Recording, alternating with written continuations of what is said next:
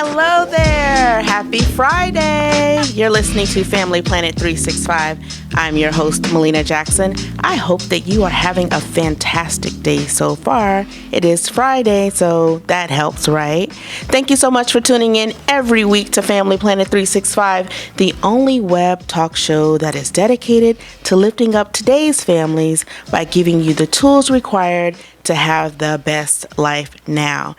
Today, I want to talk to you about family travel, especially during the holidays, because this can be one of the most stressful projects that you could take on as a new mom or dad. Even if you have older kids, sometimes being in an airport can be quite trying, and we're not even going to talk about delayed flights. But if you're planning to brave the airports or to take a flight to your destination, to be honest, it's not really the airport, it's the people that you may encounter at the airport. So we're going to have a little more later in the show. You're listening to Family Planet 365 on AM 1220 KHTS. And before we get started, I actually wanted to take this time this week to share a little bit more about me. For those of you might be wondering, who is she? What is this? Why? Why now? Well, I'm going to address that today. I am Malena Jackson, and I am the mother of 4 children, ages 11, 10, 6, and 5.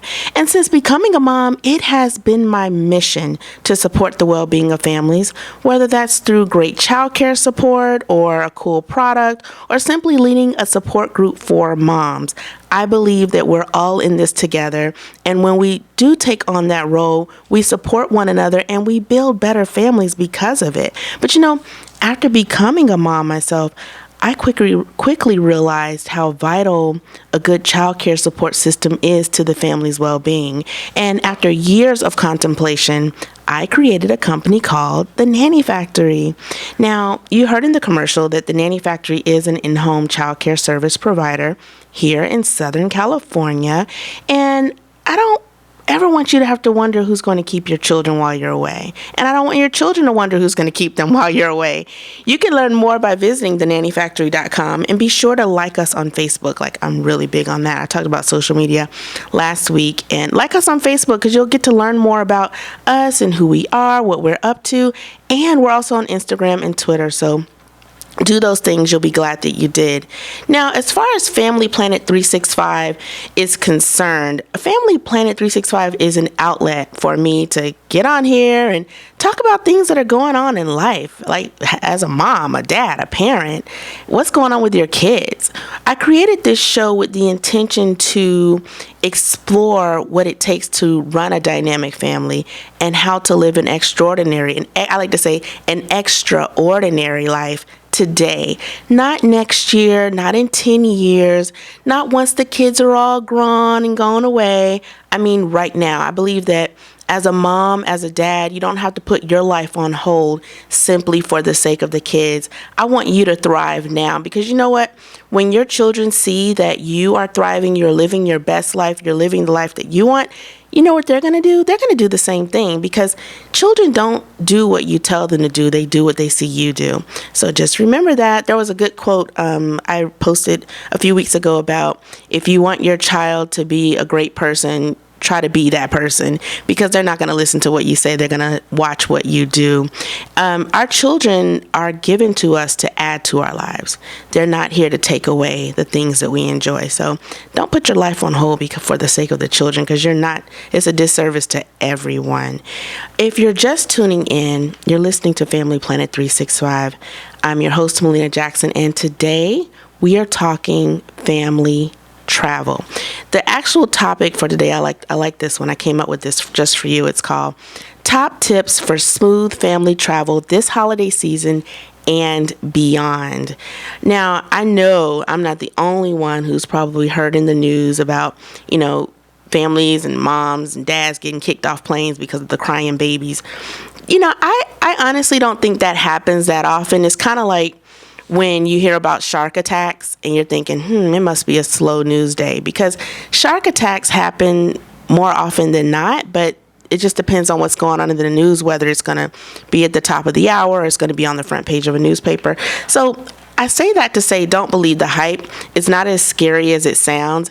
And usually when something like that happens where a family gets kicked off of a plane, there's a lot more to the story than what's being shared by the family or the parents. There's a lot more that goes into that. And I really believe that it takes a lot to get kicked off of a plane because your child is crying. So don't be afraid to travel the globe or trot the globe with your littles. I think it's great for the family. It's a great way to bond. It's a great way to build your courage, because especially when I was traveling with my little ones, I believe my youngest was 6 months, and then I had a 1.5-year-old with me. So it was trying, especially after September 11th, everything changed and you can't take on liquids. And I had my bottles and my formula. And it was, you pretty much really need to be nice to the TSA. What does TSA stand for? I think is Transportation Security Association. Well, the TSA is the security system that you go through, that long line, and they make you take off everything. That's TSA. And usually what we would do is, or I would call ahead and just, not that they really care because they weren't that much help, but it helped me feel better about what I was doing. But I would travel from New Jersey to Alabama, and it would help me to call and just get some, let them know that I'm coming and talk to them about what I should do as far as the formula. Should I check most of my bags? I have a carry-on. What can I include in that? And, you would get a lady on the phone and she would give me some tips. But at the end of the day, it was really who was going to be at that gate at that moment when I was trying to get through the gate with a stroller and 2 babies in tow. And if you have the luxury of traveling with a nanny, I highly suggest it. But not all families do that. There are ways to do it without a nanny. But if you can have a nanny who's just there, dedicated to helping you get through the process, good for you, because that's a luxury, and it's one that I wish I would have had.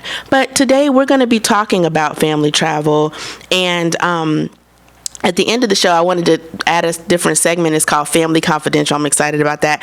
Well, I'll end and we'll talk about, something that's going on in families, or something in the news, or just something that I've noticed in life that I wanted to share with you.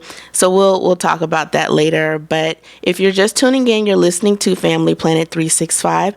I'm your host, Malena Jackson, and we're going to take a quick break. But when we come back, I will have a family travel expert, Li-Ling Pang from Trekkaroo. Trekkaroo is an online family travel site that offers tools and tips on how to travel with your little ones. So when we come back, we'll talk to her, and you're listening to Family Planet 365. Be back in a second. Hello and welcome back. I'm your host, Malena Jackson, and you're listening to Family Planet 365 on AM 1220 KHTS. Today we're talking family travel. Traveling with the kids can be a stressful time. There are ways to do it better, though. And today we have Li-Ling Pang from Trekkaroo to help us do just that. Li-Ling Pang is the co-founder and CEO of Trekkaroo. She founded Trekkaroo in 2009, which is a website. It provides a supportive community to parents looking to be inspired and equipped to plan a great family vacation. Under Li-Ling's leadership, Trekkaroo has grown into the nation's largest independent family travel community. As one of the most trusted names in family travel, Trekkaroo has been applauded for its savvy reviews and quality editorial content. This award-winning website and its team of real parent experts have won numerous awards, including Visit California's Eureka Award 2 years running. The website has also been featured in the New York Times, the Los Angeles Times, CBS News, Fox News, Women's Day, Huffington Post, Mashable.com, and Daily Candy Kids. Li-Ling graduated from the Wharton School of Business at the University of Pennsylvania with a decade in market research, product development, and strategic marketing. She now leverages her expertise to help destinations and travel brands develop and execute their content marketing and influencer marketing strategies. Please welcome Li-Ling Pang. Hi, Li-Ling. Hi, thanks for having me on the show. Thank you so much for joining me. I know I didn't give you much notice, but you're here, so thank you. Yeah, no problem at all. Well, how are you today, Li-Ling? Good. I'm getting ready for Thanksgiving, so pretty excited about that. Yeah, so am I. The holidays are quickly approaching, and I'm so glad that we're able to talk to parents today about, those who might be considering taking a trip with their littles across country, perhaps, because like for me, my family's in Alabama now. I'm not traveling with my children. I decided a long time ago that that's not a good idea for me. But before we get into that, I wanted to ask you, how did you start Trekkaroo? Like, what inspired you to create this community, this website?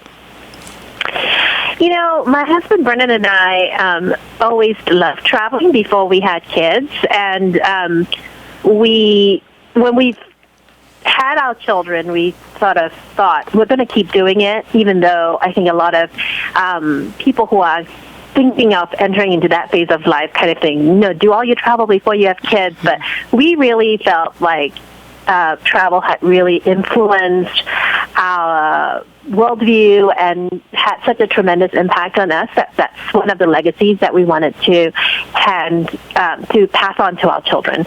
So for us, it was a priority. But when we started traveling with our kids, especially when they were young, we realized how very challenging it would be, and it didn't let up for a long time.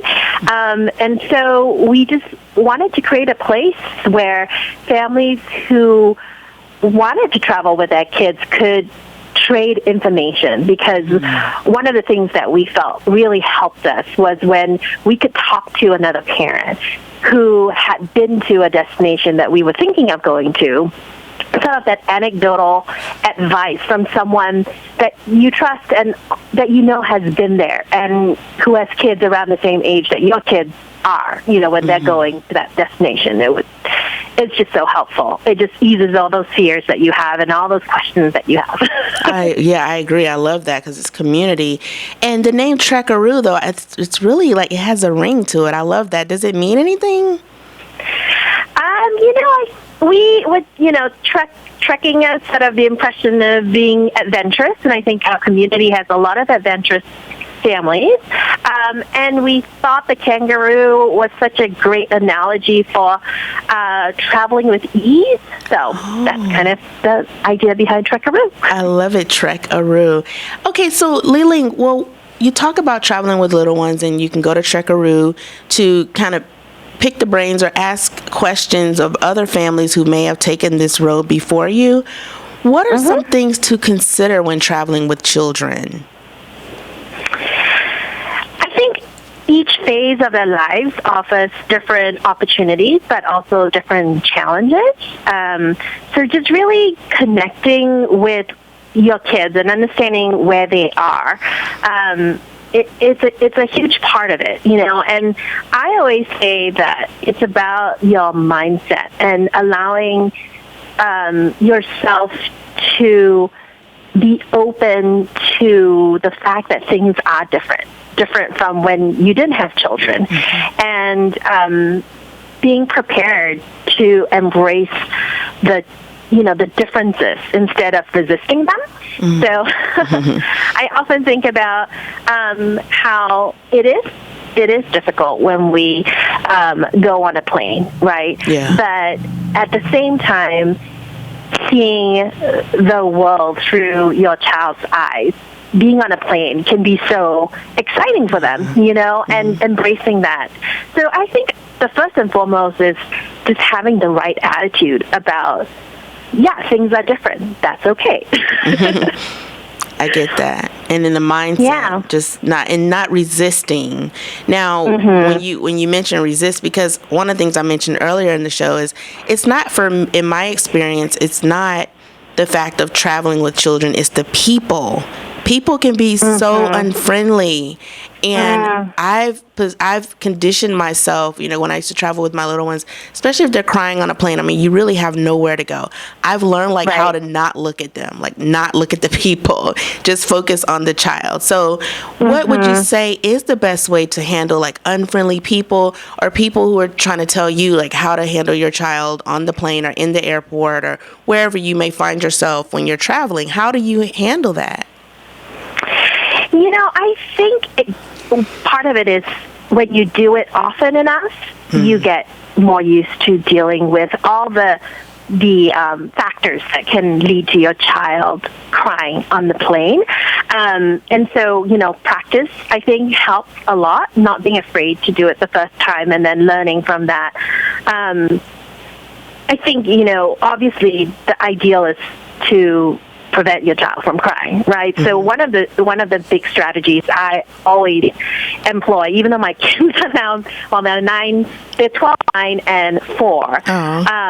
So, I've been doing the young child travel for a very long time now. Mm-hmm. And despite the fact that my oldest is 12, we always travel with snacks. Mm-hmm. And I'm always having them snack on the way down. Mm-hmm. Because what I noticed is that a lot of times, especially young children, they are quite happy up to the point that they become overtired because they've not been able to sleep on the plane. Mm. And then as they're coming down and the air pressure in their ears gets really intense, all that tiredness just gets released into, it's a painful to begin with, mm-hmm. and then, they're tired. So I'm always having them eat something while we're going down. And the moment I feel the air pressure kind of changing, I'm like, here are all the snacks I've been storing up. And so I always have that available, even before they start telling you to put everything away, I'm pulling out the snacks. And I always have a bottle of water so that, it's accessible. And I noticed that a lot of times when a baby is crying on the plane, it is always on the way down, and it's just uncontrollable at that point, Oh, so it's always on the way down. I know I have not noticed that. Okay. Yeah, I don't know. Obviously, a baby can cry at any point in time, but I notice that that's when it gets very intense, and I think it's a combination of being tired and then the pain in their ears. Okay. I know sometimes our pediatrician has even suggested, kind of preempting if you are concerned about it, if you have a baby, to just give them some Tylenol, half an hour before you're about to kind of start descending. So that's been recommended to us by our pediatrician, and when my kids were really, really little, and I didn't know if I could, get them to drink or eat at that particular perfect moment. Mm-hmm. I would, sometimes give them some Tylenol just to prevent that from happening. So prevention is key. I think your original question was about, what do you do with people who are not being kind to you? And I agree with you. It's like you can't really control how other people are going to respond. And I really feel that children have as much a right to be in that space as an adult. And so it's your responsibility as a parent to, be kind back, because obviously being nasty doesn't really help, but also being confident in the fact that you are there to defend the rights of your child.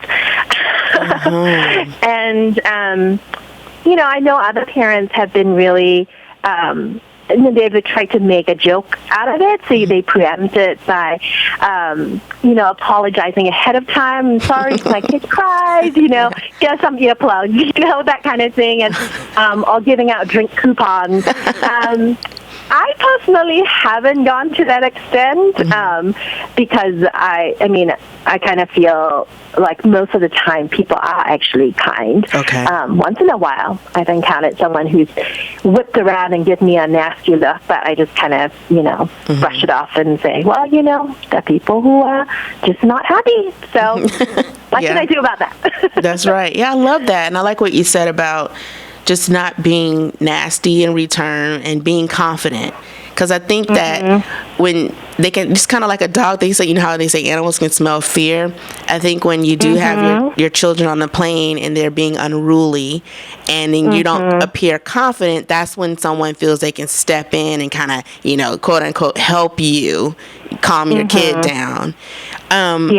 Yeah, so I like that in the confidence part. Now, would you say, Ling Ling, that there's a certain time, and I know we're focusing more on flying or traveling by air, because for me, that I'm coming from a personal experience. When we take a road trip, that's a little more relaxed because we can stop when we need to. I don't mind if the kids are tossing their sippy cups up front, because they're upset because it's just us. But when we're on a plane, it's more contained. We have a lot more rules to follow. So would you say should you consider like taking a red-eye flight if you're going to be flying from one coast to another, or is there a certain time that we should take our flights with our children? I think especially during the holidays, I definitely recommend taking a direct flight if you can make that happen at all. And I paid a significant premium just to fly direct. I think it is a rule of thumb, regardless of what time of the year you're flying, to try to minimize stopovers, because that just leaves a lot more room for delayed, your flight being delayed and all that. But during the holidays, that is the time of the year that, there are the most delays because there's so many flights. Then the weather is an issue. So, that's another issue. Yeah. If you can't help, you have, some people just live in towns that there aren't a lot of direct flights. Then I always recommend trying to fly through an airport that is not in an area that has a lot of wind. I know, wow. Chicago has a great airport. But in the wintertime, they have a lot of delays just because they have to deal with weather, So, I would definitely choose which stopover airports to fly through during the holidays if you have to do a stopover.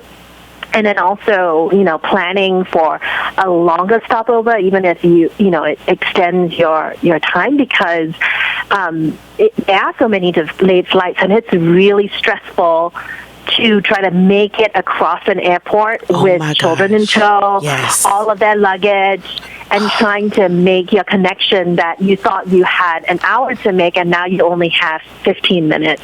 And, your kids haven't eaten, and the flights nowadays don't have food on them. There's so many factors. So if you have to make a connection, definitely, during the holidays, give yourself a little bit more time, Okay, but first you recommend taking a direct flight if you can, if you have that control. And then if you are not able to take a direct flight, consider which airport is going to be your stop. Okay, yeah. Your connector. And then did you say that we should also, like, if we have to do a connecting flight, to try to plan it where there's a nice length of time between flights, or did you say, you said that if we consider our stop, then there's a less chance of there being flight delays, and therefore delaying our connection, or delaying our landing, and then having to rush to the next gate, which is in the 3 terminals over. That seems to be the case, case.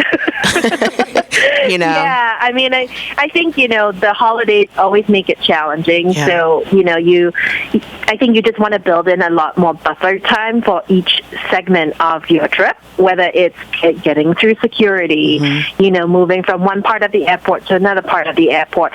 It's much better to build in the time and set those expectations that things are going to take longer than landing yourself in a situation where you've missed your flight and now you have to book 4 tickets on very full planes.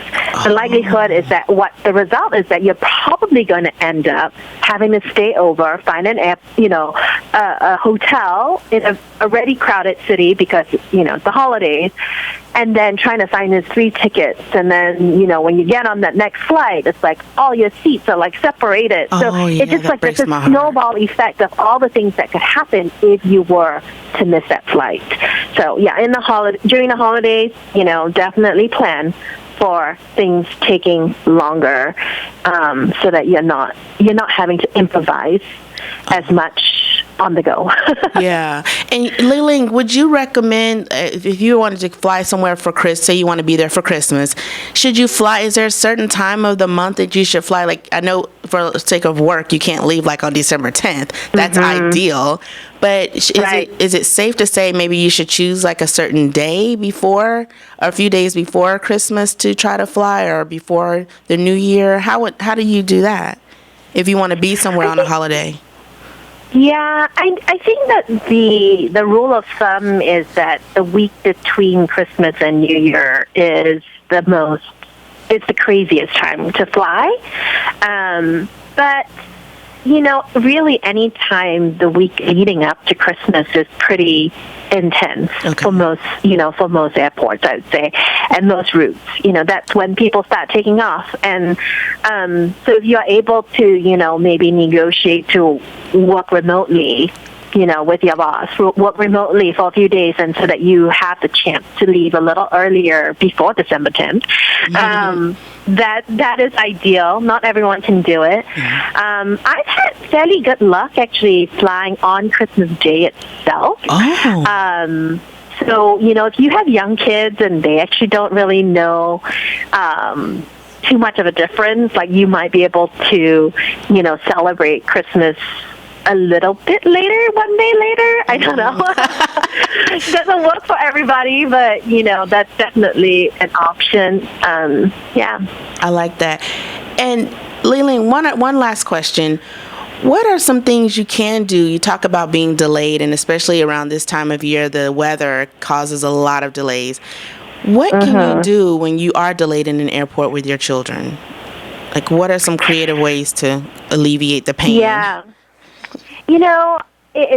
It's always a happy medium between packing too little entertainment, so that you're stuck with not enough, like having to be really creative on the spot, and then how difficult it is to move around when you have too much, right? Yeah. So there's a couple of things that I always fall back on. I always save those little bottles of bubbles that you get at like a party or, like a wedding. Because they're so tiny, they all make it through security easily. And when we're in the airport, and we're kind of sitting around, I blow bubbles for the kids, because who can be sad when they're bubbles? And you can do all sorts of funny things, and it's like the kids can chase them. And what I found is that then the kids all start interacting with each other if they're kind of hanging out. Yeah, all the other passengers' kids all start they're kind of attracted gathering around. Okay. Yeah, so like that's one thing, and it kind of gets the wiggles out. I sometimes travel with like a beach ball that folds really flat, and you can kind of do so many things with a ball. I think the other thing is just knowing which airport that you're flying through, and they have some airports like the San Francisco airport, and I mentioned the Chicago airport, the Atlanta airport, that have all these kid zones that you can go and you can climb on indoor playground and do all sorts of fun things while you're waiting. So, just really knowing what resources are available before you even get to the airport, so okay, if we have time to kill, this is where we could go. So I think, just making sure that you know what's ahead of you and what resources are available to you. Obviously, a lot of families now travel with devices, but not all airports are equipped with many charging stations. So I definitely recommend trying to get a battery backup, because if you're kind of wanting to put on a movie, that could be, really suck up a lot of your battery. And if you get on the plane and now your phone battery or your iPad battery is dead, it's such a bummer. And then, we have a great resource on Trickaroo that's a list of toys on the fly, games on the fly that, you don't really need anything, but you may have forgotten how to play certain games. So, having a resource to kind of look up that, wait, how do I play that game again that I remember playing as a kid? And, be able to kind of whip that up. And that's a good reminder. That's good information. I didn't think about the bubbles, and especially like the little wedding bubbles, because they're so tiny. You can get those through security. I love that. Lee-Ling, tell us where we can find more information. You said Trickaroo.com. Yeah. And that's spelled TR. Go ahead. I'm sorry. I'm talking over you. Go ahead. Go ahead. Okay. You say it, Leland. Okay, it's TREKAROO.com. And if you just type into the search holiday travel or baby travel, you'll come up with all the different tips that we have for that kind of stuff. So. Awesome. Well, thank you so much, Leland. It's been so insightful, and I know it's because of you being here today that you've actually helped save the blood pressure of some family out there who's going to be traveling with their little ones. Thank you so much, Leland. Yeah, no problem. Thanks for having me, and good luck to all the families who are braving the air. Yes, good luck to you. Good luck to you all. Okay, well, when we come back, we're going to take a quick break. And when we come back, I'm going to share with you Family Confidential, and I'll talk about what we're going to be discussing next week. More when we return.